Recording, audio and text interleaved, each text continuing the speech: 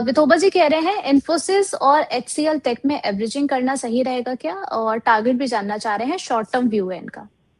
HCL tech and Infosys.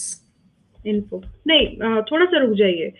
Nifty IT index को track करिए, जितना ज्यादा क्लोज हो 32,000 के आए तब जाकर के आप लाइन से जो भी आपको पसंद है स्टॉक, क्योंकि अच्छे खासे पिटे हैं अभी ये स्टॉक, थोड़े बहुत, सभी तो नहीं, लेकिन आपको कहीं ना कहीं वहां पर एक बेटर बाइंग की अपॉर्चुनिटी मिलेगी। तो अभी थोड़ा सा रुक जाइए, निफ्टी आईटी इंडेक्स को 32,000 तो कम से कम आने दो, फिर वहां पर आप एवरेजिंग कर सकते हैं। तो एक एक स्टॉक देखने की जरूरत नहीं पड़ेगी, आप उसको ट्रैक करो। आपको ये स्टॉक्स, जो स्टॉक जितना ओवरबॉट होगा, जितना वीक होगा फंडामेंटली, उतना ही ज्यादा करेक्ट होगा। सो अभी आप रुक जाइए, निफ्टी आईटी इंडेक्स को 32,000 के लिए वेट करो, तब एक बार दोबारा चलिए रिव्यू ठीक है। करें। चलिए ठीक है, यहाँ पर जो है आप थोड़ा-सा रिव्यू करते हुए चलिए और जब ये थोड़ा-सा स्टेबल हो जाता है, उसके बाद आकर दोबारा से यहाँ पर इस पर बातचीत की जाएगी। प्रतीक जी कह रहे हैं एचसीआई के नेक्स्ट टारगेट क्या है ma'am? HCL SCI shipping corporation of India के 243 पर चल रहा है। Okay, HCL shipping corporation of India next target, आपने बहुत क्लियर सवाल पूछा। वैसे HCI का नेक्स्ट टारगेट क्या होना चाहिए? आज 9.5% अप भी है, और एक सेकेंड मुझे चेक करने दीजिए। आई थिंक ये स्टॉक हमारी रिकमेंडेशन में रहा है, और यस इट वाज इन 230 के प्राइस पर। शिपिंग कॉर्पोरेशन ऑफ इंडिया 30 दिसंबर को 230 के भाव पर रिकमेंडेशन के तौर पर दिया गया है हमारे मेंबर्स को भी। तो रही बात आगे क्या है, तो अभी वापस से अभी आप हैं पोजीशन तो होल्ड करो। रही बात स्टॉप लॉस, फ्रेश बाय करने वाले आप लोग हो सके तो थोड़ा सा डिस्काउंट पे खरीदने की कोशिश करिए, जितना हो सके 230 के पास में। 245-40 चल रहा है अभी, तो 230 पर आए तो और बाय कर सकते हैं।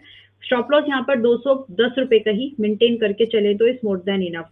तो फिलहाल के लिए जो है वो लोग होल्ड कर सकते हैं, बाकी जो नहीं है वो लोग ये मिस हो जाएगी अपॉर्चुनिटी। मुझे लगता है आप करंट प्राइस पर भी बाय करो, लेकिन अगर 230 पर आ जाए तो और बाय कर सकते हैं। रही बात टारगेट, तो आपका टारगेट यहाँ पहला ही टारगेट आपको 275 का एक्सपेक्ट करना चाहिए, दूसरा टारगेट लगभग 310 रुपए का आप एक्सपेक्टेशन में लाइए, और 210 रुपए का स्टॉप लॉस मेंटेन करके ये व्यू लेकर के चलिए।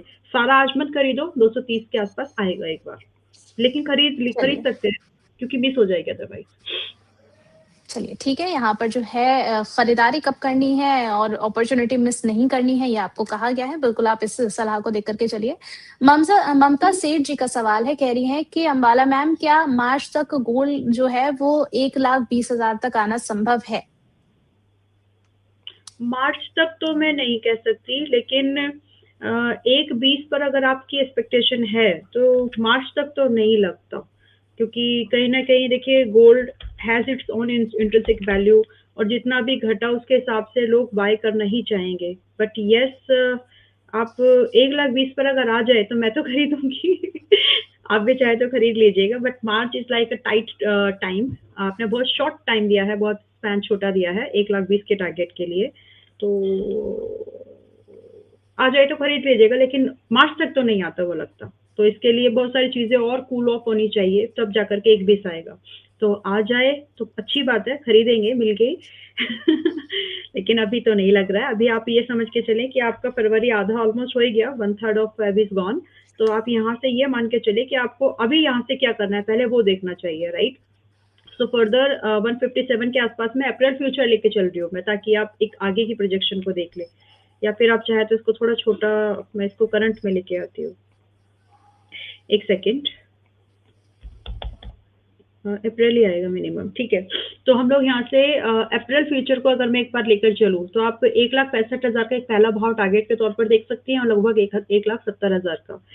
तो थोड़ा सा रुक जाइए, सेलिंग का ट्रेड प्लान अभी नहीं करना है, और 1,20 पर 1,25 पर आ जाए तो खरीदने का व्यू बिल्कुल बना करके तैयारी में रहिए।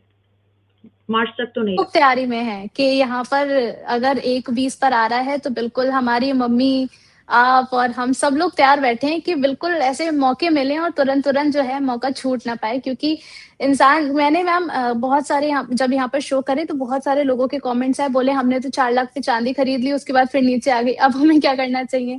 तो ऐसे भी रातों-रात जो है लोगों के जज़्बात पलट जा रहे हैं सोने-चांदी में, तो ये मौका नहीं, बिल्कुल नहीं खोना है। और सोने चांदी में एक इंट्रिंसिक वैल्यू है, उसका रिप्लेसमेंट मार्केट में आया नहीं है अभी। इट्स नॉट अ कंपनी कि आपने एक चीज खरीद ली तो दूसरी है।